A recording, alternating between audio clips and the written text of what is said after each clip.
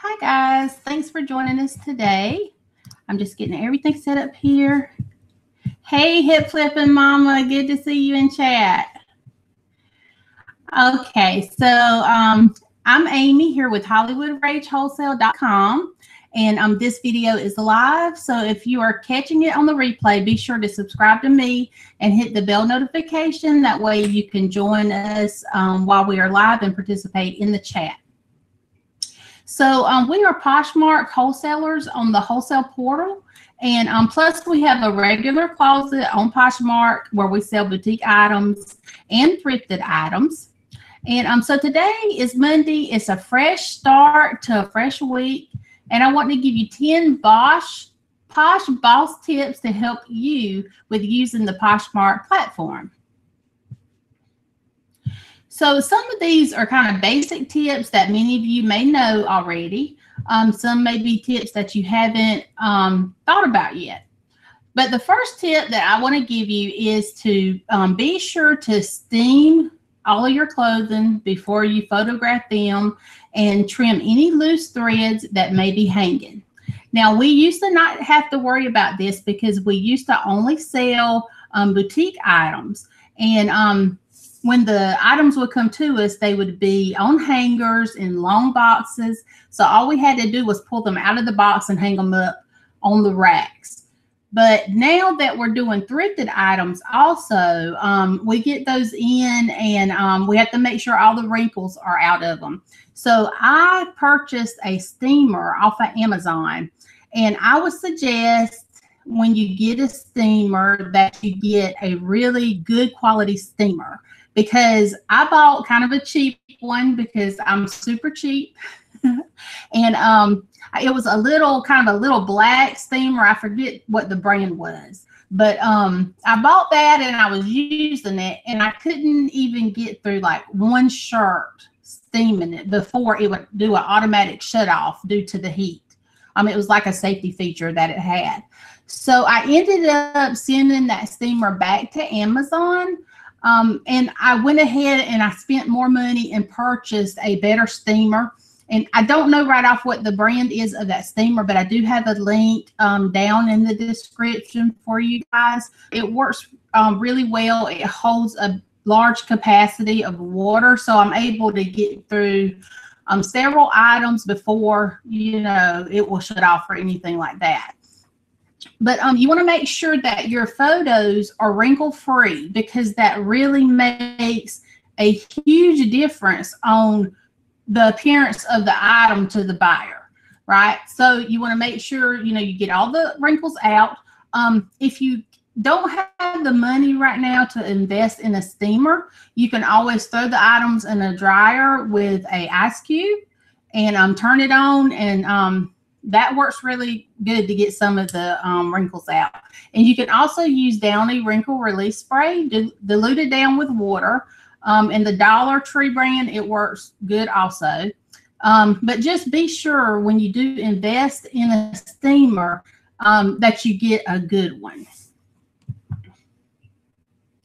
Okay, and if you're just joining us here in chat, we're giving out 10 tips to being a Poshmark boss today.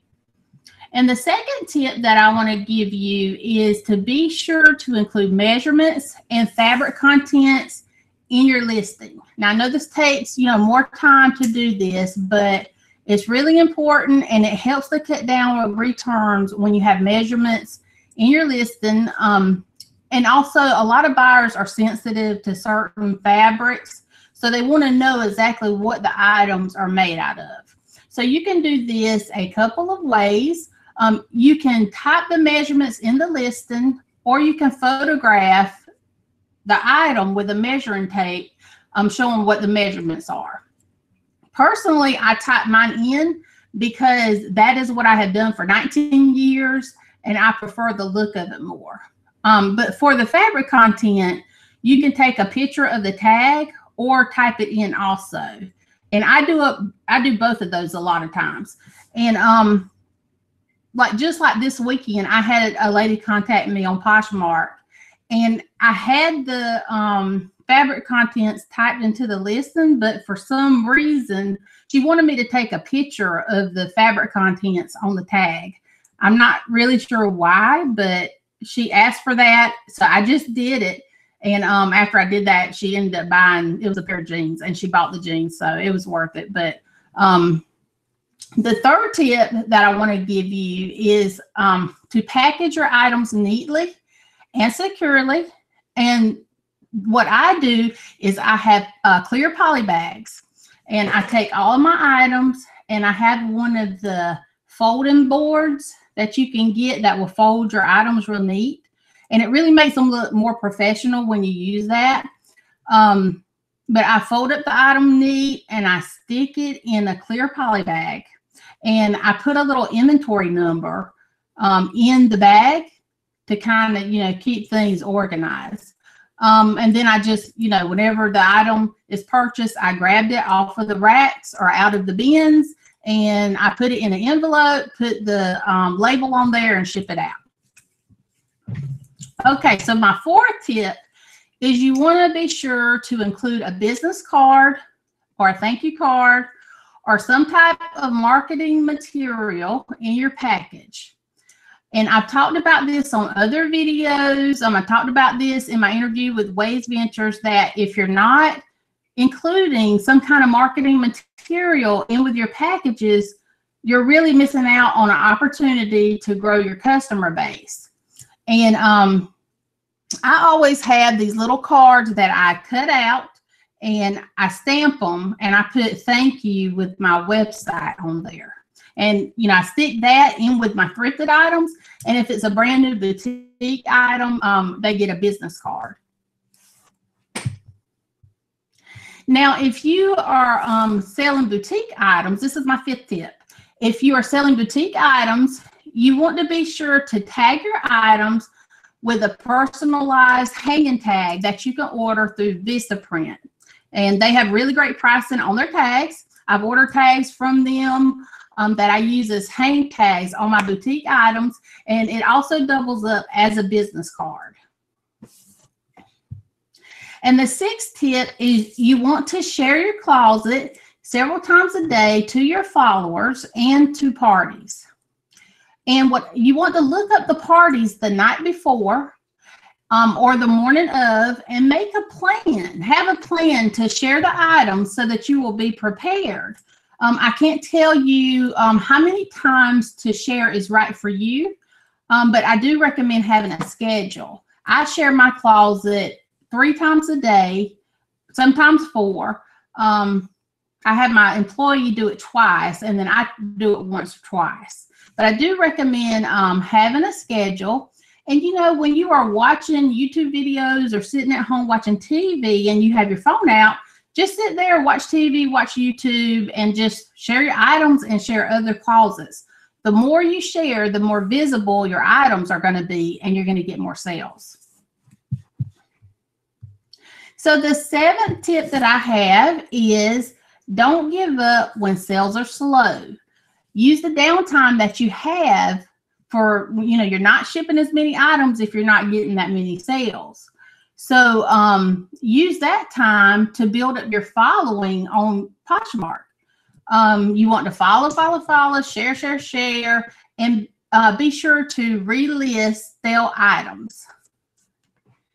Okay, hip flipping mama, I see you saying your break is over. So I'll see you later.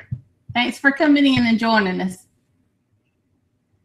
Okay, and then the 8th tip is to create a Facebook and an Instagram page for your Poshmark closet. Now, to me, Instagram is the most important, but you might as well have a Facebook one also, especially since you can link them together and have everything that you post on Instagram go over to Facebook automatically.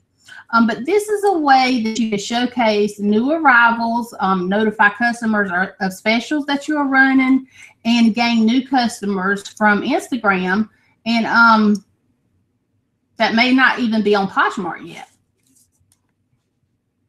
And then the number 9 tip is make sure that you acknowledge buyer questions.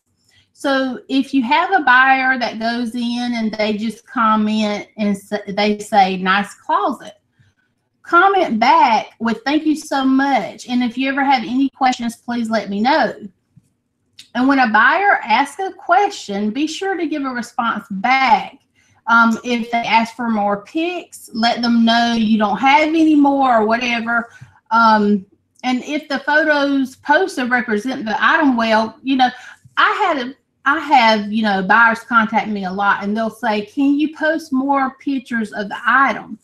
And, you know, usually my items are already packaged up and put in the bins. So if I feel like the pictures that I have on there represent the item really well already, you know, I will just write them back and tell them, you know, I'm sorry, right now I don't have any more pictures, but the item is represented well in the pictures that I do have. And then my 10th tip is you want to be sure to always price your items at least 10% above what you want for the item, plus $1.50 or either $6.95 if you want to do free shipping.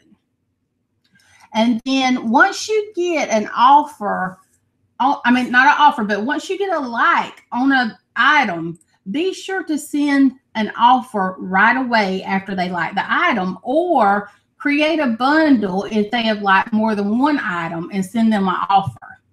And if you don't know how to create bundles out of buyers' likes, I do have a video on it that you can watch. But it's important to make offers right away when the item is fresh on the buyer's mind. And this was even on Poshmark's blog as a best practice to get more sales. Manny talked about this, and he said that, you know, you really, if you will go in and send offers right away to the buyers and don't wait, it really does produce more sales for you. And this is how I get the majority of my sales on Poshmark, and I usually have several sales a day by doing this. But so that's all the tips that I have for you guys today on Poshmark. And if you have any other tips, you can be sure to leave a comment below and let everybody know. And if you aren't already following us on Facebook and Instagram, be sure to do so at HollywoodRage. And if you are interested in selling boutique items, check out our website at HollywoodRageWholesale.com. Be sure to hit the like button on your way out. And if you aren't already subscribed, be sure to hit the subscribe button so that you can be notified when we go live next time. I hope that you guys are having an awesome day and you're getting lots of sales. Have a great day, guys. Bye.